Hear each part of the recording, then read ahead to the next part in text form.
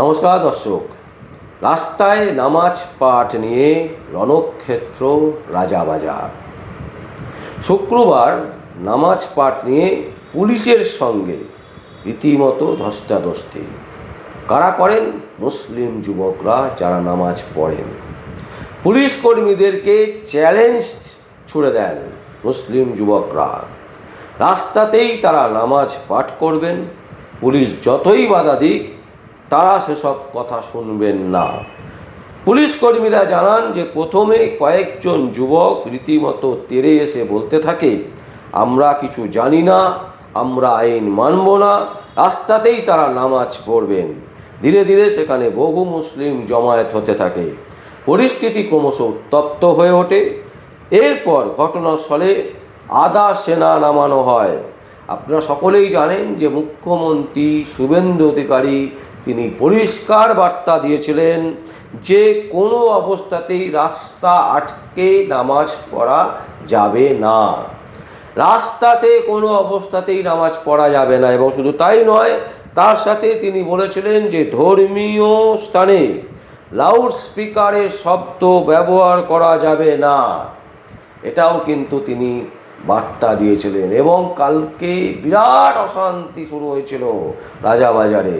সেই অশান্তি কিন্তু দমিয়ে দেন আধা সেনাবাহিনী এবং তার সাথে কলকাতা পুলিশ।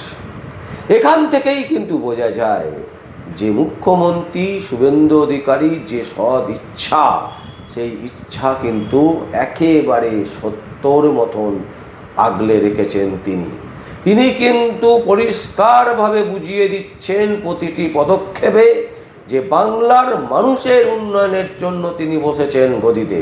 বাংলার মানুষের যেখানে যেটা ভালো হবে সেই কাজটাই তিনি করবেন এবং যেখানে খারাপ হবে সেখানে তিনি আটকাবেন।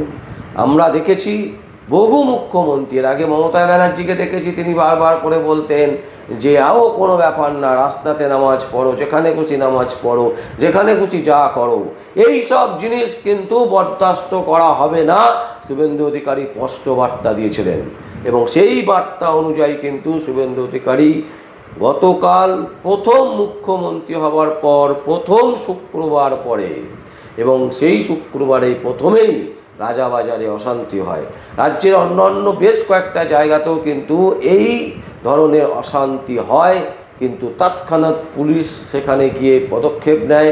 পুলিশের একেবারে স্বমহিমায় তারা ফিরে আসে, যেন মনে হয় যে রাজ্যের পুলিশের একটা পরিবর্তন ঘটেছে। এই পুলিশরা বাংলায় মমতা ব্যানার্জির নির্দেশে দালালে পরিণত হয়েছিল। দালালি বৃত্তি ছাড়া কিচ্ছু করতো না, কিন্তু এখন তারা চেষ্টা করছেন নিজেদেরকে পরিবর্তন করতে, মানুষের জন্য কাজ করতে, মানুষের সেবায় নিজেদেরকে নিয়োজিত করতে। কারণ মুখ্যমন্ত্রী শুভেন্দু অধিকারী কিন্তু স্পষ্ট বার্তা দিয়ে রেখেছেন যে কোনো রকমের দুর্নীতি, কোনো রকমের টাকা তোলা রেয়াত করা হবে না। এমনকি কাজে ফাঁকি এই জিনিসটা তিনি বরদাস্ত করবেন না। কাজের টাইমে কাজ, তারপর আনন্দ ফুর্তি সব হবে। রাজ্য সরকার সমস্ত কিছু দেবে, কিন্তু কাজে কোনো রকমের অঘটন ঘটুক, কাজ করব না, এই জিনিস কিন্তু করা যাবে না। একেবারে স্পষ্ট বার্তা দিয়েছিলেন। এবং গতকাল যেভাবে রাজাবাজারকে নিয়ন্ত্রণ করলো শুভেন্দু অধিকারীর নেতৃত্বে, শুভেন্দু অধিকারীর মুখ্যমন্ত্রিত্বের নেতৃত্বে যেভাবে কালকে নিয়ন্ত্রিত হলো রাজাবাজার, সেখানে কিন্তু একেবারে স্পষ্ট হয়ে গেল যে মানুষের সেবাতেই কিন্তু তিনি নেমেছেন। এবং শুধু তাই না, রাজাবাজার থেকে শিয়ালদা স্টেশনের চত্বর জুড়ে যেভাবে বিভিন্ন যারা জিহাদিরা আছে, যে সমস্ত মুসলিম সম্প্রদায়ের বেশ কিছু মানুষ আছে যারা ইচ্ছাকৃতভাবে দখল করে রেখেছিল, কিছুতেই তারা সরছিল না। অনেকে বাংলাদেশের লোকও হতে পারে, তারাই শিয়ালদা স্টেশনের সামনে যেভাবে ভিড় করে রেখেছিল, সমস্ত ভিড় ভাট্টা ফাঁকা করে দিয়েছে।